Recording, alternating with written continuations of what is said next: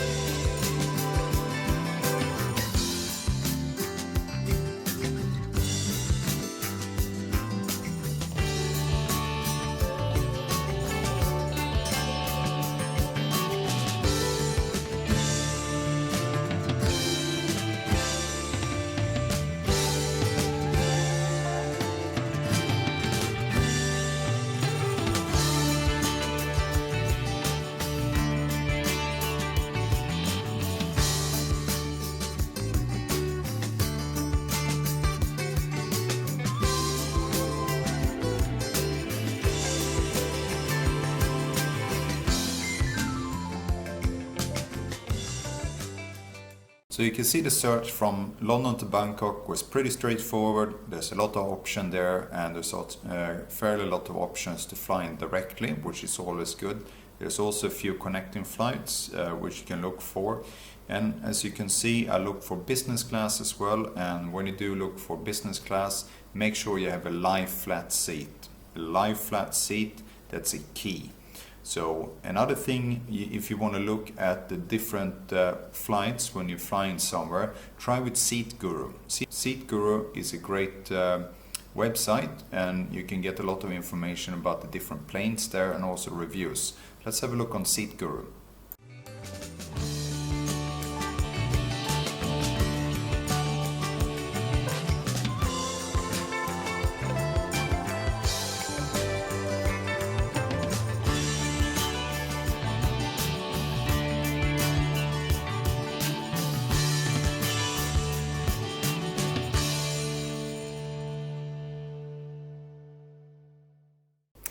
So as you can see, Google Flights is great going from large cities to large cities. But what about if you go into some other small airport? I'm going to a dive trip very soon to Maumere in Flores in Indonesia. And as you can see later on, that doesn't pop up on Google. So if I can't find my airport on Google, let's try Wikipedia. So Google the airport or airport name on Wikipedia, and you will see the destination and the airlines. From there, you can then go to the local airline website and book it, and you can connect. So in this case, I'm going from Bangkok to Bali, which is straight enough, and then spend a night in Bali and connecting Bali to Maumere with the local airline. Heads up though, that some of these budget or local airlines don't allow any or sometimes very little luggage. So the best idea there is to pay for the luggage up front if you have it, or look for a more premium airline that actually allow luggage. Sometimes that's more cost effective to spend a little bit more for a better airline and also get luggage allowance in case you're flying with luggage. So let's have a look on that.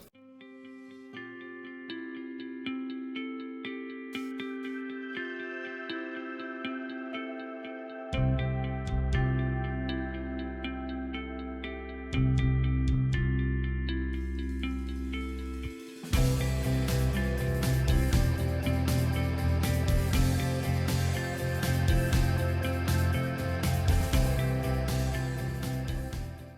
making a selection for the airline and for the air ticket. Just a few pointers here. If you fly domestic or regional within, let's say, 2 or 3 hours, for me personally, if I don't have any luggage, I can fly with pretty much anybody as long as the departure time and arrival time suits my schedule and the price is great. So then budget airlines is just fine, they're great. But if I fly to longer destination or with a lot of luggage with me, I have a little bit more demand obviously on the comfort in the aircraft and the luggage and so forth. And if I go intercontinental, so if I fly very long, I always try to look for a good deal on business class, because if you're in business class with the lie flat seat, you can actually sleep very comfortable. You also get a much better experience on the airports when you're rushed through the airport immigration. You get lounge access, you can have a shower during the stopover and so forth. So let's try to look for an expensive economy class ticket versus a cheap business class ticket.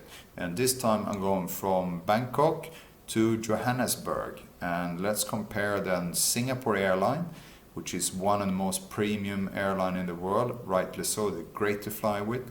And then look at a secondary airline, which is Kenya Airlines. They have brand new aircraft, 787s, but they have a lesser reputation. So let's see the difference in the pricing and the schedule there, if you're a little bit flexible. You gotta be a bit flexible with this, okay?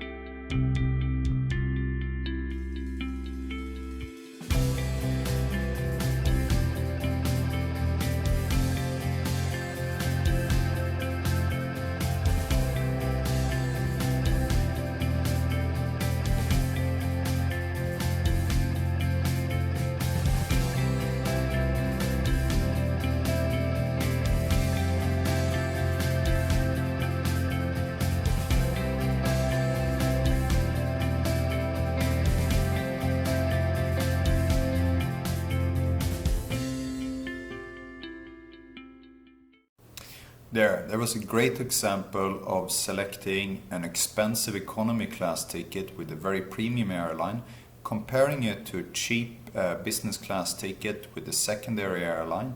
And as you can see, flying business was only 10% more expensive. And the connection with Kenya Airlines in this flight here was actually pretty good. You only had maybe a few hours longer, and at any time I prefer to sit a few hours longer in business class than to be cramped and suffocating back in economy class. So if you have the opportunity, look for business class deals all the time. Another thing that you can do is to sign up for newsletters from the different airlines. You can browse Google for different options. You can be loyal and join up in the loyalty programs, for example. And you can also get points from using your credit cards and tie those to the loyalty program. But don't be too loyal. Don't forget to shop around. I do that a lot, and as you can see, you can get a lot of good business class tickets for the same thing. Or if you want to rough it, you can get very, very low economy class tickets if you go for secondary airlines as well, and if you're willing to connect to save a few dollars. Okay, good travels.